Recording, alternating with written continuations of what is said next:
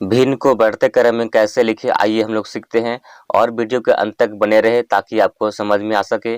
और चैनल में पहली बार आए हो तो ज़रूर सब्सक्राइब करें और घंटी को दबाएं ताकि मेरा वीडियो आपको सबसे पहले पहुंचे।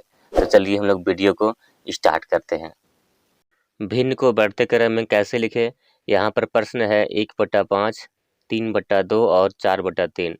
तो भिन्न को बढ़ते क्रम में कैसे लिखें, तो यहाँ पर सबसे पहले हम लोग करते क्या है कि हर को बराबर करते हैं। तो यहाँ पर हर को बराबर करने के लिए पहले हम लोग एलसीएम निकालते हैं। तो यहाँ पर हर क्या है 5, 2 और 3। तो हर का एलसीएम निकालते हैं। अब यहाँ पर अभाज्य गुणनखंड करते हैं। तो यहाँ पर अभाज्य गुणनखंड नहीं होता है तो इसलिए यहाँ पर गुणा कर देते हैं। तो 5 गुनी 2 गुनी 3। अब यहाँ गुना करते हैं तो 5 गुने 2 10 आ गया, 10 गुनी 3 30 आ गया। यानी कि यहाँ पर एलसीएम कितना आ गया 30 आ गया। अब यहाँ पर एलसीएम निकालने के बाद हम लोग करते क्या है कि एलसीएम को हर से भाग करते हैं। एलसीएम को हर से भाग करते हैं तो यहाँ पर हर कितना है 5 है तो 5 भाग 30 लिखते हैं। अब यहाँ पर भाग करेंगे क्या होगा 5 छक 30, यानी कि यहाँ पर भागफल क्या आ गया 6 आ गया। तो भागफल को यहाँ पर अंश और हर दोनों में यहाँ गुना करते हैं। यानी कि हो गया यहाँ पर 1 गुनी 6 हो गया और इधर नीचे हो गया 5 गुनी 6 हो गया। अगला इसी तरह यहाँ पर 3/2 है तो यहाँ पर हम क्या करते हैं 2 से भाग करते हैं 30 को। तो भाग करेंगे क्या होगा 2 से भाग करते हैं 30 को तो यहाँ पर भागफल कितना 15 आता है। तो यहाँ पर भागफल 15 आ गया तो 15 को यहाँ पर अंश और हर दोनों में गुना करेंगे। तो यहाँ पर 15 को अंश और हर दोनों में गुना करते हैं तो लिखते हैं इस तरह का। तो 3 गुनी 15 हो गया और इधर बट्टा में हो गया 2 गुनी 15 हो जाएगा। अब इसके बाद हम लोग 3 से भाग करते हैं तो यहाँ पर हमने लिख दिया 3 भाग 30। अब यहाँ पर 3 से भाग करते हैं 30 को तो भागफल कितना आता है 3 से भाग करते हैं 30 को तो यहाँ पर भागफल कितना आता है 10 आता है। तो हमने यहाँ पर लिख दिया 10 भागफल में।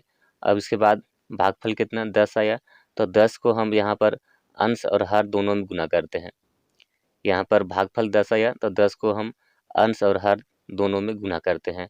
तो यहाँ पर हमने लिख दिया 4 गुनी 10 हो गया और इधर बटा में हो गया 3 गुनी 10 हो गया। अब आगे यहाँ पर हल करते हैं। अब यहाँ पर भिन्न का गुना है, यानी कि गुना में क्या होता है अंश गुना अंश हर गुना हर होता है। तो गुना कर लेते हैं तो ऊपर आ गया 6 और नीचे आ गया 30। अगला हम यहाँ पर गुना करते हैं 3 गुनी 15 तो 45 आ गया और बटा में आता है 15 गुने 2 तो 30 आता है।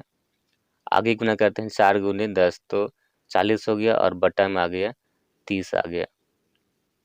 अब यहाँ पर गुना किए तो क्या हर बराबर आ गया। अब यहाँ पर हम लोग अंशों को देखते हैं तो यहाँ पर जो संख्या छोटा होता है वो छोटा भिन्न होता है और जो संख्या बड़ा होता है वो बड़ा भिन्न होता है। तो यहाँ पर भिन्न को बढ़ते क्रम में करना है, यानी कि यहाँ पर छोटा से बड़ा की ओर जाते हैं। तो यहाँ पर देखते हैं कि सबसे छोटा भिन्न कौन सा है। यहाँ पर सबसे छोटा भिन्न 6/30 है तो हमने यहाँ लिख दिया 6/30। अब इसके बाद देखते हैं कि इससे बड़ा भिन्न कौन सा है। यहाँ पर इससे बड़ा भिन्न 40/30 है तो यहाँ पर हमने लिख दिया 40/30। अब इसके बाद देखते हैं कि इससे बड़ा भिन्न कौन सा है। तो यहाँ पर कौन सा है 45/30 है तो हमने यहाँ लिख दिया 45/30। तो इस तरह यहाँ पर भिन्न को बढ़ते क्रम में लिखा। अब इसके बाद हम लोग क्या करते हैं कि 6/30 है तो इसके बराबर में कौन सा है, यहाँ पर 1/5 है तो हमने यहाँ पर लिख दिया 1/5। अब देखते हैं इससे बड़ा कौन सा है। इसके बाद यहाँ पर है, यहाँ लिखा है 40/30 है तो 40/30 किसके बराबर है तो 4/3 है तो 4/3 लिख दिया। अब इसके बाद हम लोग देखते हैं कि 45/30 किसके बराबर है। यहाँ पर 45/30 किसके बराबर है तो 3/2 के बराबर है तो हमने यहाँ लिख दिया 3/2। तो इस प्रकार हमने यहाँ पर भिन्नों को बढ़ते क्रम में लिखा। धन्यवाद।